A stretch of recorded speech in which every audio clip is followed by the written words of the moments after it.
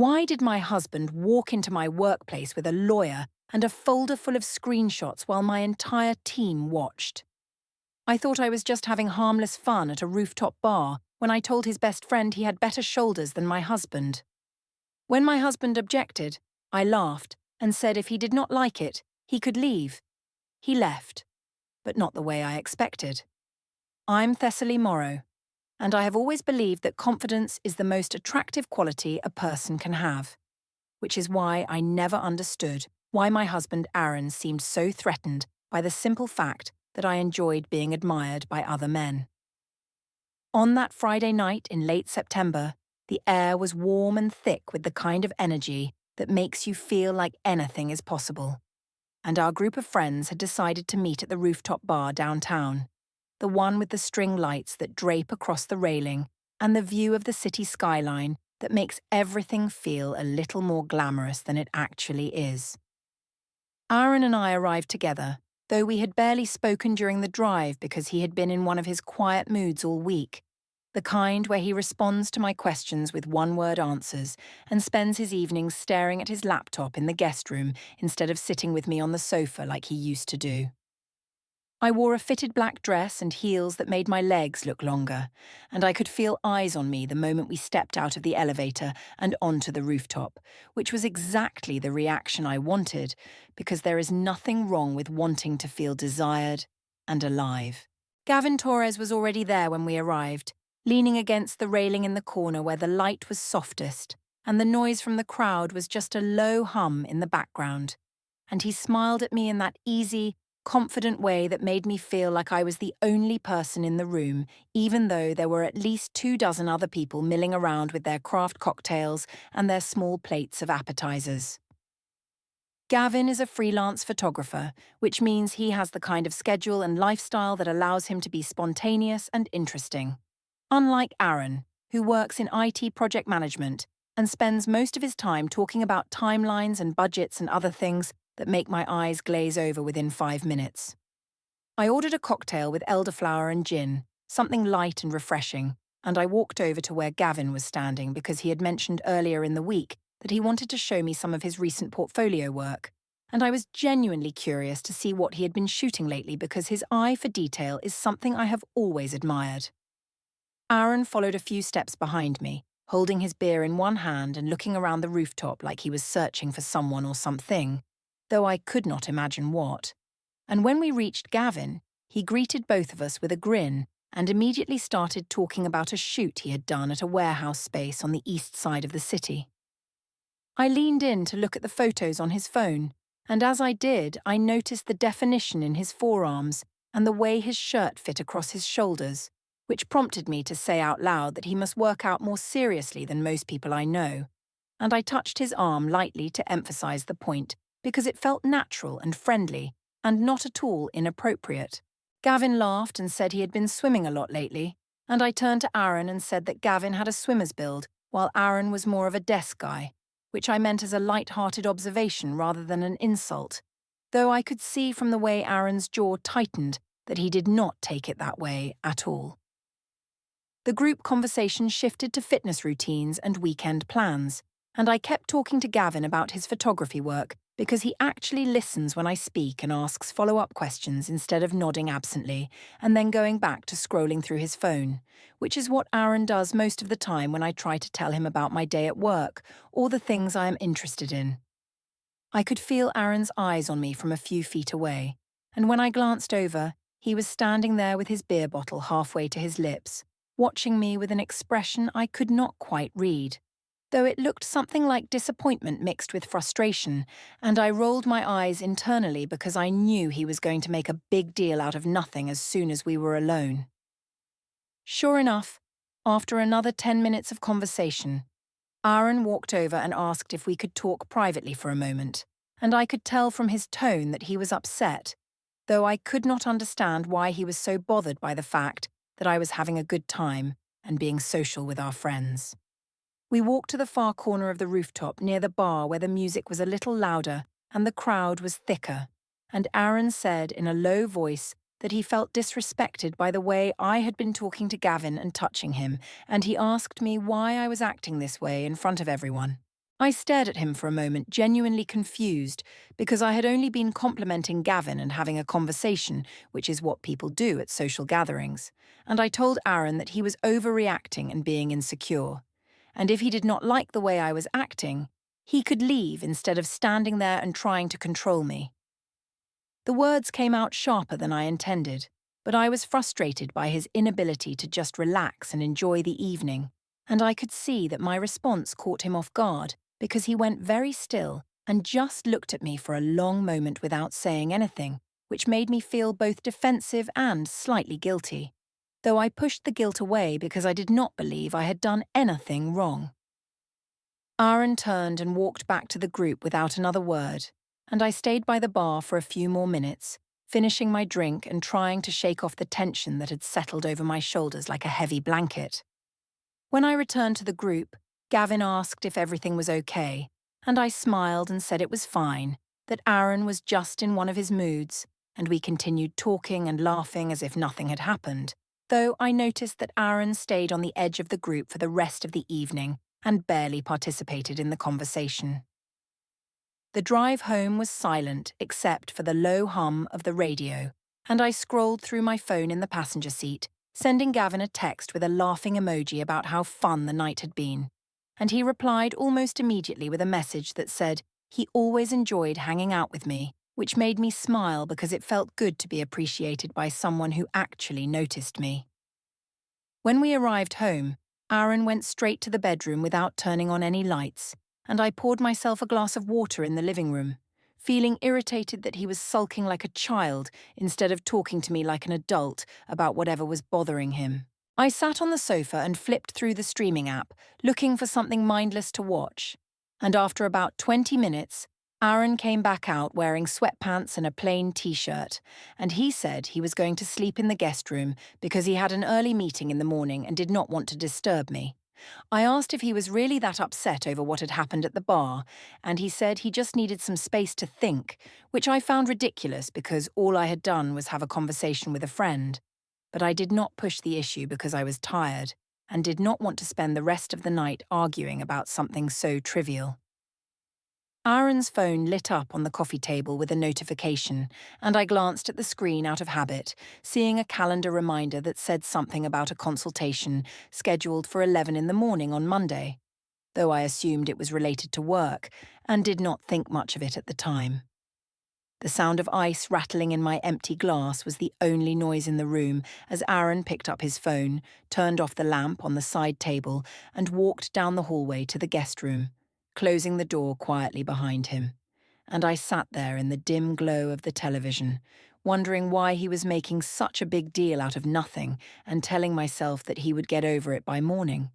though a small, uncomfortable part of me remembered the way he had looked at me on the rooftop, as if he was seeing me clearly for the first time and did not like what he saw. I arrived at work on Monday morning feeling energized and ready to start the week, though the tension from the weekend still lingered in the back of my mind like a dull headache that would not quite go away. And when I walked into the open-plan office where my team sits, Meera Patel looked up from her desk and asked how my weekend had been, her tone casual but her eyes searching my face in a way that made me think she already knew something had happened. I laughed and said it had been fun, except that Aaron got weirdly jealous over nothing at the rooftop bar, and I rolled my eyes to show how ridiculous I thought his reaction was, and Meera raised an eyebrow but did not say anything else, though I noticed she exchanged a quick glance with another coworker across the room, which made me feel slightly defensive, even though I could not explain why.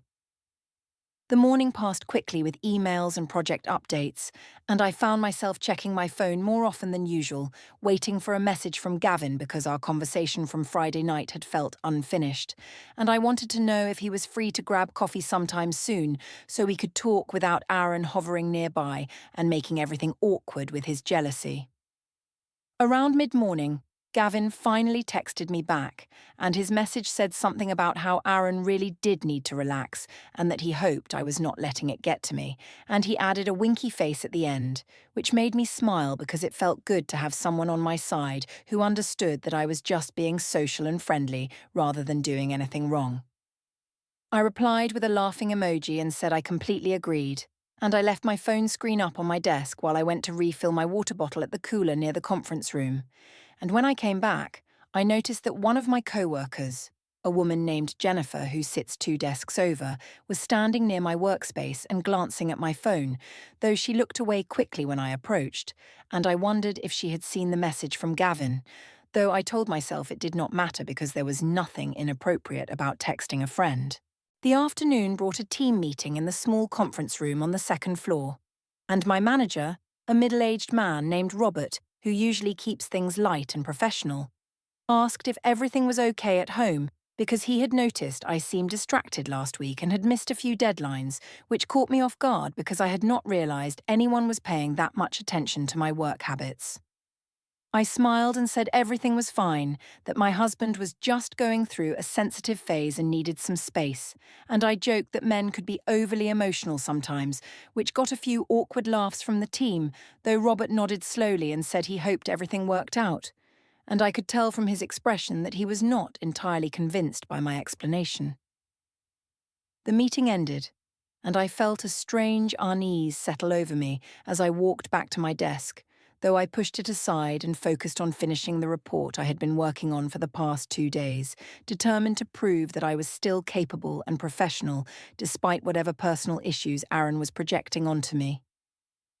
By late afternoon, I needed a break from the fluorescent lights and the low hum of conversation around the office, and I told Mira I was heading out to my car to grab something I had forgotten, though in reality I just wanted a few minutes alone to clear my head, and maybe call Gavin to see if he wanted to meet up later in the week. I took the elevator down to the parking garage and walked through the rows of cars until I reached the stairwell near the back exit, which is usually quiet and empty, and I leaned against the concrete wall and dialed Gavin's number, and he picked up after 3 rings, his voice warm and friendly in a way that made me feel instantly more relaxed. We talked about meeting for coffee on Wednesday afternoon, just the 2 of us, because I wanted to hear more about his photography projects and maybe get his advice on some creative ideas I had been thinking about for a marketing campaign at work, and he said that sounded great, and that Aaron would not even notice I was gone, which made me laugh because it was probably true given how distant and preoccupied he had been lately. What I did not realize at the time was that another co-worker, a man from the finance department who sometimes parks on the same level, was walking up the stairwell 2 flights above me, and he could hear fragments of my conversation through the echo of the concrete walls, though I did not notice him until I had already ended the call and started walking back toward the elevator. And by then, he had already continued up the stairs and out of sight, so I had no idea that anyone had overheard me talking about meeting Gavin or making that comment about Aaron not noticing. I returned to my desk and finished out the workday, and when I drove home around 6 in the evening, I felt a strange mix of relief and apprehension because I knew Aaron would be home before me, and I was not sure what kind of mood he would be in or whether he was still upset about the rooftop bar incident from Friday night. When I walked through the front door, Aaron was sitting on the living room sofa with his laptop open in front of him,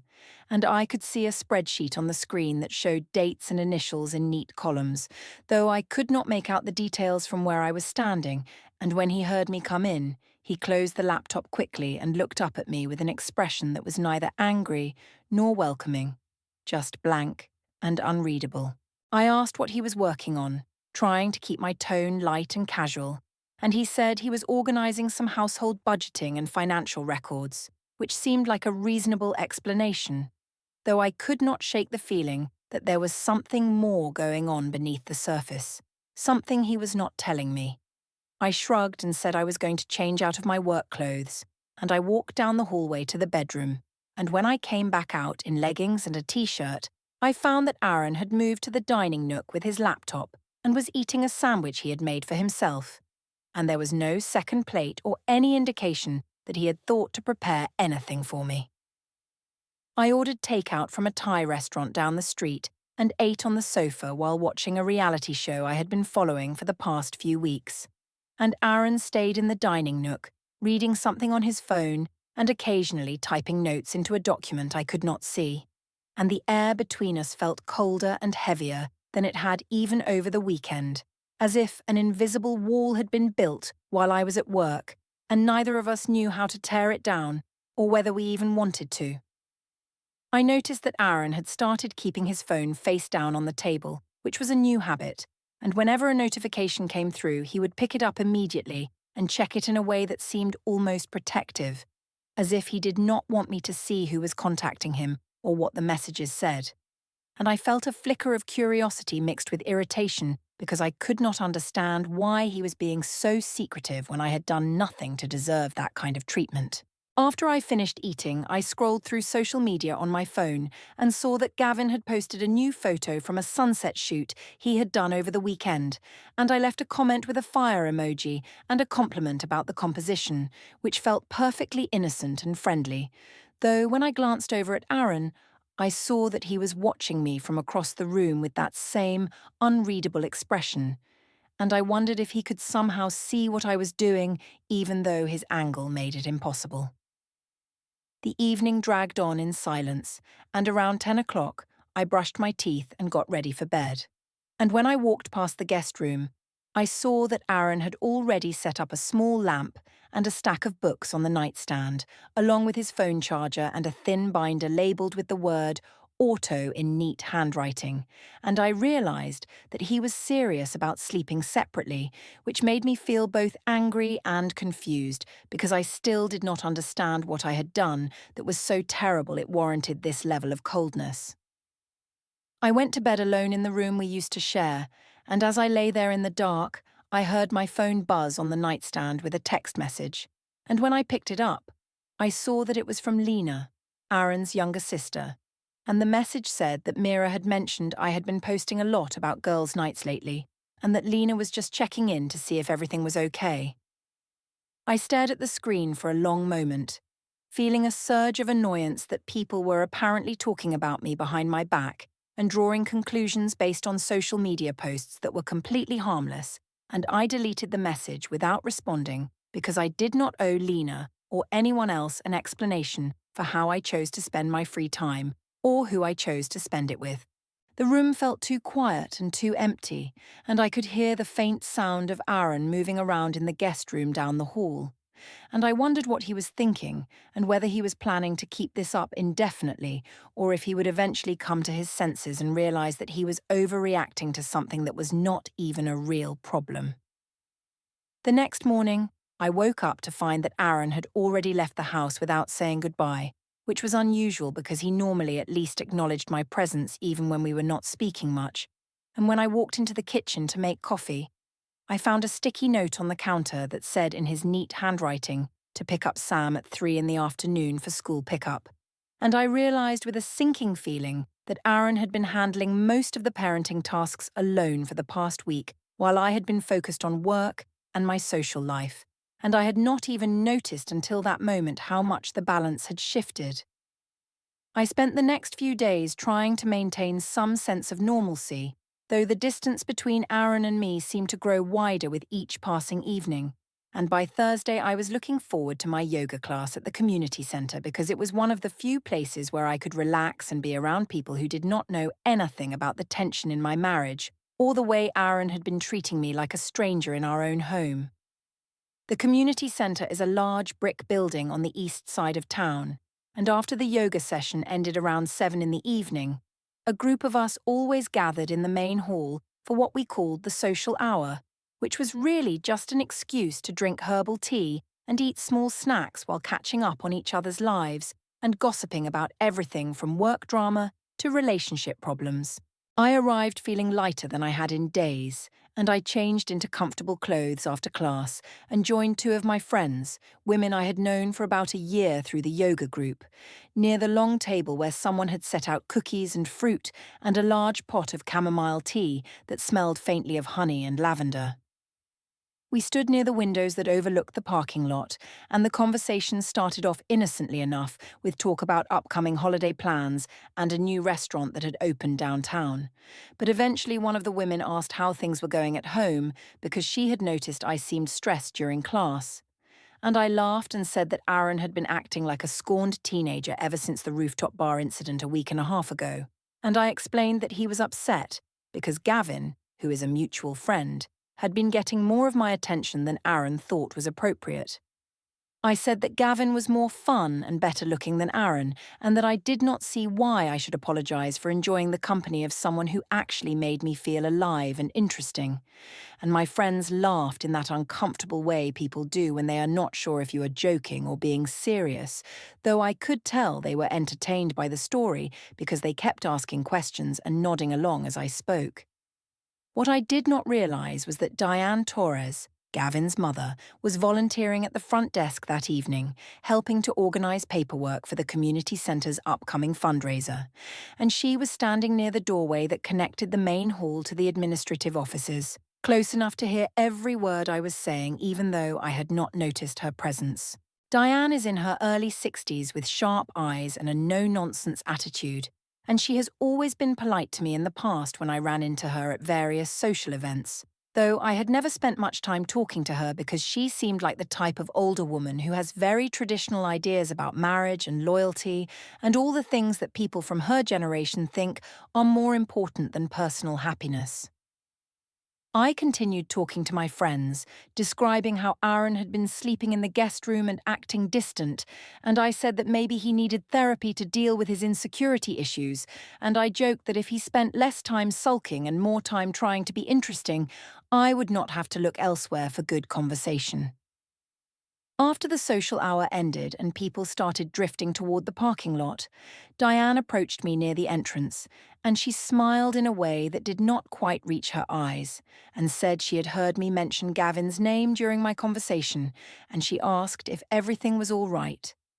I was caught off guard by her directness, but I recovered quickly and said that Gavin was a great guy and that I enjoyed spending time with him, and I assumed Diane was just being friendly and making small talk, so I did not think much of it when she said in a carefully measured tone that she hoped everyone involved was being respectful in their friendships and that relationships required care and boundaries. I nodded and said something vague about how I appreciated her concern, though internally I was annoyed because it felt like another person was judging me without knowing the full story, and I walked to my car feeling defensive and irritated that even strangers seemed to have opinions about my marriage. Saturday evening brought another family obligation. This time Aaron's father, Gerald's 62nd birthday dinner at a family restaurant on the north side of town, the kind of place with long tables and warm lighting and a menu full of comfort food that older generations seem to love. Aaron and I drove separately because he had taken Sam to a morning soccer practice and I had errands to run. And when I arrived at the restaurant, the mood at the table was warm and celebratory, with Gerald sitting at the head surrounded by his wife Lena, a few cousins, and some family friends I had met a handful of times over the years. I sat down next to Aaron, who barely acknowledged me beyond a polite nod, and I ordered a glass of wine and tried to engage in the conversation about Gerald's retirement plans and the vegetable garden he was building in his backyard, though I found it difficult to stay focused because the topics felt mundane and repetitive. About halfway through the meal, Gerald's wife suggested that a few people say a few words to celebrate the occasion, and she looked at me expectantly, because I am usually good at making toasts and speeches, and I stood up with my wine glass in hand, feeling confident and relaxed from the alcohol and the general atmosphere of the dinner. I started by saying how grateful I was to be part of the Morrow family and how much I appreciated Gerald's kindness and generosity over the years, and then, without really thinking about how it would sound, I added that I was also grateful for friends like Gavin, who reminded us what fun and confidence looked like, and I said that Aaron could learn a thing or two from Gavin about how to enjoy life and not take everything so seriously. The words came out smoothly and I smiled as I said them, but the reaction around the table was immediate and uncomfortable, with several people going silent and staring down at their plates, and I noticed that Gerald set down his fork and looked at me with an expression I had never seen on his face before, something between disappointment and quiet anger. Sam, who was sitting on Aaron's other side, looked confused and asked his grandfather why everyone had stopped talking, and Gerald did not answer, and the rest of the dinner passed in a strained silence that felt thick and oppressive, with people making forced conversation about neutral topics while carefully avoiding eye contact with me. Aaron excused himself to the restroom about 10 minutes after my toast, and Lena followed him, and I could see them talking in the hallway near the bathrooms, with Lena's face animated and Aaron's expression completely blank. And I knew they were talking about me, even though I could not hear what they were saying. When Aaron returned to the table, he sat down without looking at me and focused entirely on cutting Sam's chicken into smaller pieces. And I felt a growing sense of unease that I tried to push away by finishing my wine and pretending that everything was fine.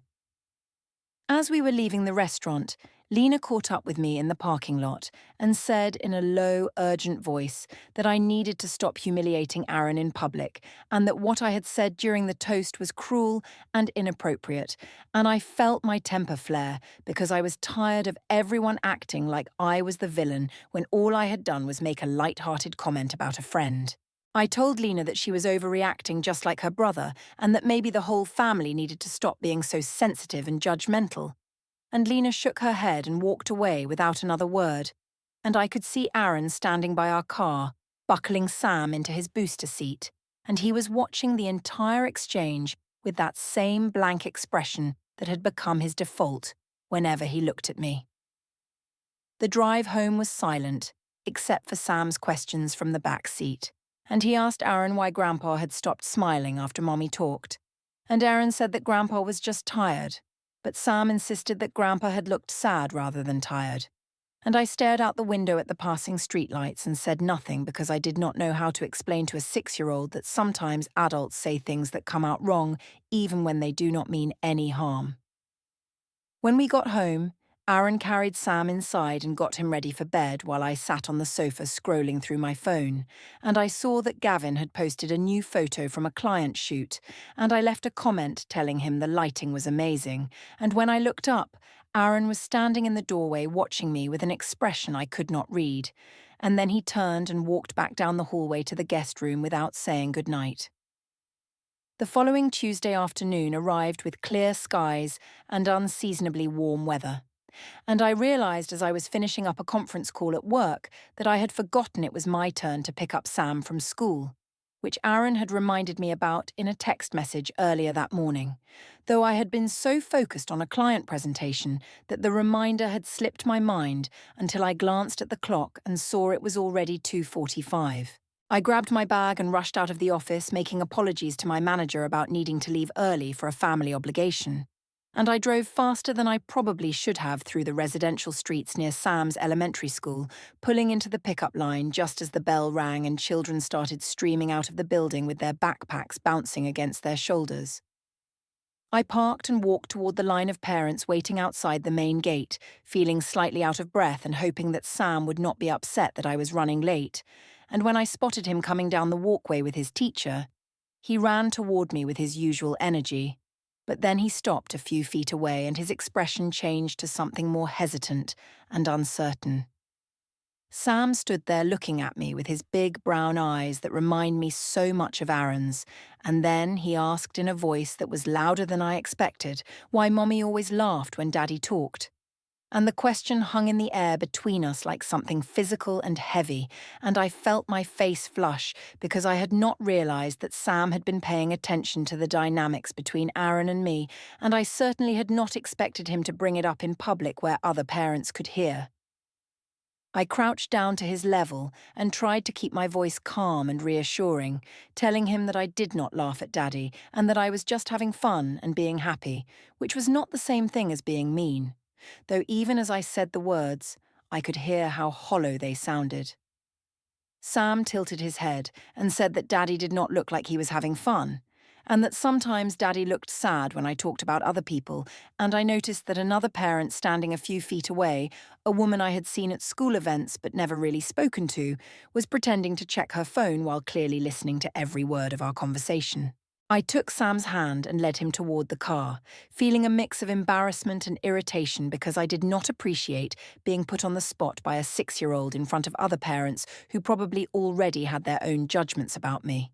And during the drive home, Sam was quieter than usual, staring out the window and swinging his legs in a way that suggested he was thinking about something but did not know how to put it into words.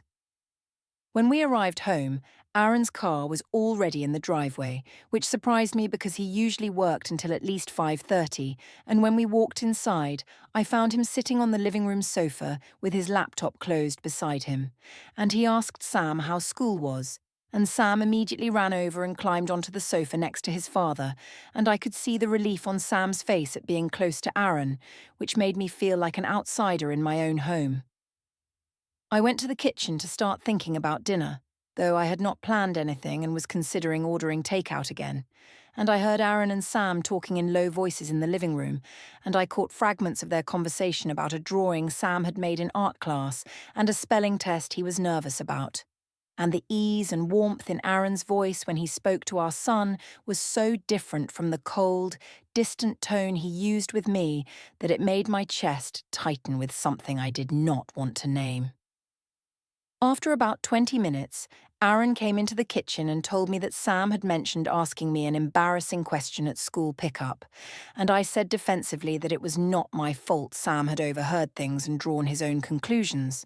And Aaron looked at me with an expression that was more sad than angry, and said that Sam was not drawing conclusions, but rather observing what was actually happening, and that maybe I should think about how my behaviour was affecting our son instead of just dismissing it as someone else's problem. I felt my temper rise because I was tired of being blamed for everything. And I told Aaron that he was the one who was poisoning Sam's mind by acting distant and cold and creating an atmosphere of tension in the house. And Aaron shook his head slowly and said he was not going to argue with me anymore because there was no point.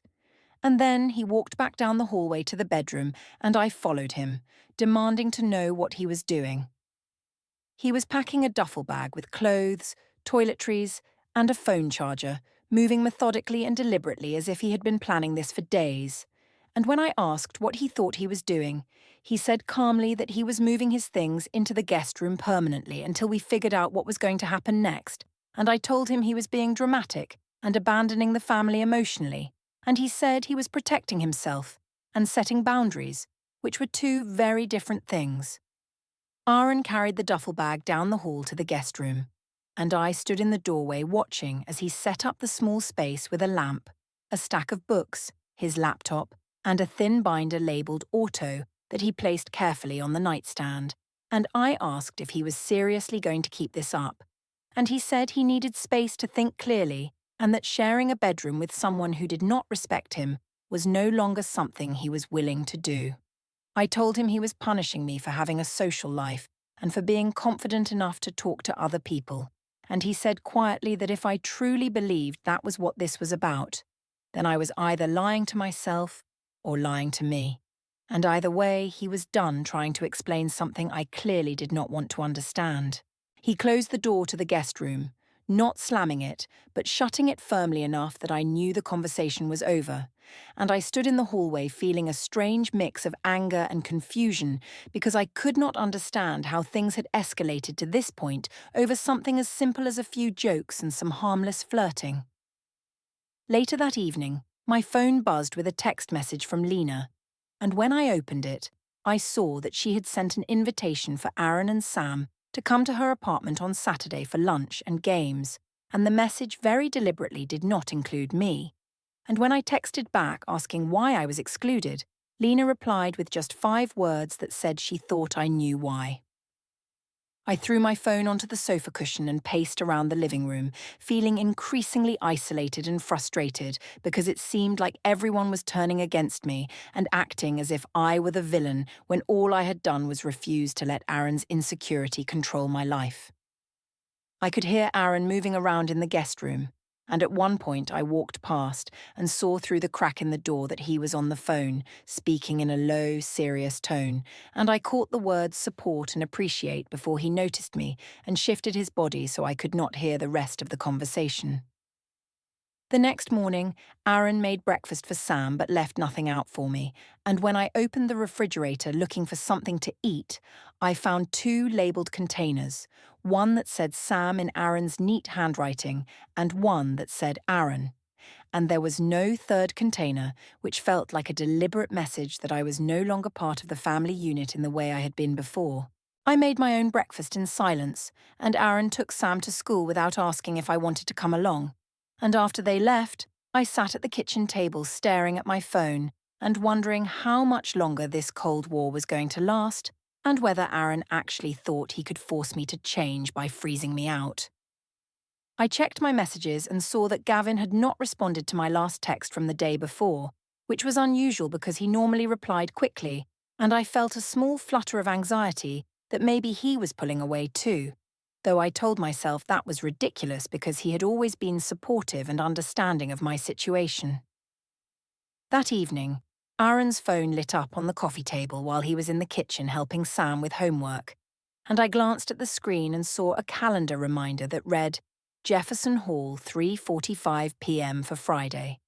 And I wondered what Jefferson Hall was and why Aaron had an appointment there, though when I tried to ask him about it later, he said it was personal business and that I did not need to worry about it, which only made me more curious and suspicious. The week continued in this tense, uncomfortable pattern, with Aaron maintaining his emotional distance and me feeling increasingly defensive and isolated. And by Thursday evening, I found myself scrolling through old photos on my phone from happier times when Aaron and I used to laugh together and make plans for the future. And I felt a pang of something that might have been regret or loneliness, though I pushed it away because I did not want to admit that maybe, just maybe, I had been wrong about how I had been handling things. I ran into Meera Patel at the supermarket checkout on Thursday evening while I was buying groceries for the week, and she was standing in line behind me with a basket full of vegetables and pasta. And when she saw me, her expression shifted from friendly to something more guarded and concerned, which immediately put me on edge because I knew she had been one of the people whispering about me at work. We exchanged pleasantries while the cashier rang up my items, and Meera asked how things were going at home, and I said with forced lightness that Aaron was going through a phase and would eventually get over it once he realized he was being unreasonable. And Meera's face tightened in a way that told me she did not agree with my assessment of the situation. After I paid and stepped aside to bag my groceries, Meera followed me and pulled out her phone, and she showed me a screenshot of messages from our group chat from several weeks ago. Messages where I had joked about Aaron being boring compared to Gavin and had made comments about how Aaron was not a real man because he did not know how to have fun. And seeing my own words displayed on her screen made my stomach twist uncomfortably. I arrived at work on Tuesday morning expecting a normal day filled with meetings and project updates, and I walked through the office tower lobby, scanning my badge at the security desk while balancing my coffee cup and laptop bag, and the lobby was busy with employees getting their morning caffeine and checking emails on their phones before heading upstairs. I was halfway to the elevator bank when I noticed Aaron standing near the far wall wearing a pressed white shirt and dark slacks, holding a slim folder in his hands, and next to him stood a woman in her 40s wearing a navy blazer and carrying a leather briefcase. And my first thought was confusion about why Aaron was at my workplace, followed immediately by a spike of anxiety when I saw the serious expression on his face. Aaron walked toward me with the woman following a step behind, and I asked what he was doing here, trying to keep my voice steady even though my heart was pounding, and he said in a calm, measured tone that he was delivering something important that could not wait any longer.